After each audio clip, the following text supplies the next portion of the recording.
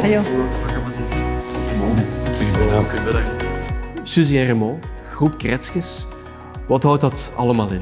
Ja, we zijn een heel divers bedrijf waar supermarkten, de core business is, waar dan verticaal geïntegreerd een aantal voedingsbedrijven opgeënt zijn. En dan hebben we een zijsprong in de bouw 20 jaar geleden gemaakt.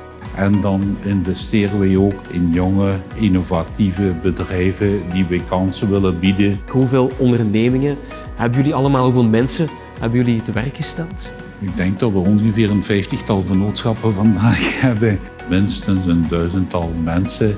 Wat is de visie eigenlijk? Welke richting willen jullie uit? Voor ons is die basis vooral toch familiaal. Daarom willen wij ook op lange termijn investeren. Moeten wij flexibel zijn om dingen sneller te kunnen doen dan bijvoorbeeld in een multinational. Hoe zijn jullie in het ondernemerschap gerold?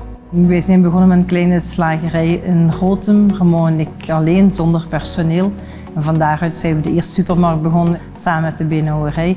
En dan zijn we zo verder gegaan. En waarom gekozen voor supermarkten dan? Mensen gingen meer naar de supermarkt al. En de supermarkt vandaag is kwalitatief zeer goed. En mensen gaan daar ook alles kopen. Hoe proberen jullie als ondernemers de wereld te verbeteren? Ik denk dat men in de basis moet starten vanuit een bepaalde ethiek ten opzichte van iedereen waar men mee samenwerkt. Dat men naar duurzaamheid en toch ook naar die toekomst denkt. Ik denk dat we meer dan 30 nationaliteiten in dienst hebben. Wij geven ook mensen kansen. Wij werken veel met organisaties samen, gelijk arbeidskansen in Limburg. Ja, men zegt wel eens, achter elke sterke man staat een sterke vrouw.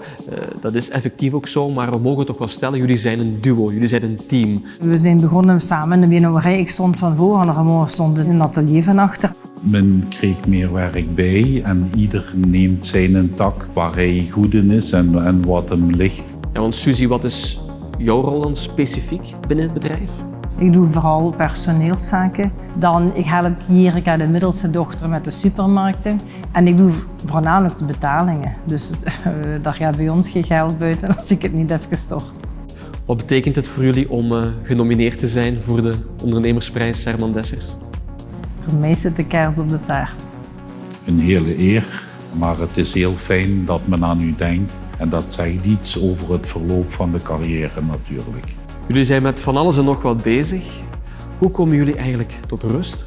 We zijn ooit eens op verlof geweest met Voka, waar we eigenlijk veel mensen hebben leren kennen, waar we veel mee gefeest hebben, mee lekker gegeten hebben. Die fijne momenten brengen dan ook wel wat rust. Wij gaan ook wel eens graag op vakantie, maar misschien mocht dat nog iets vaker zijn dan dat we dat vandaag doen.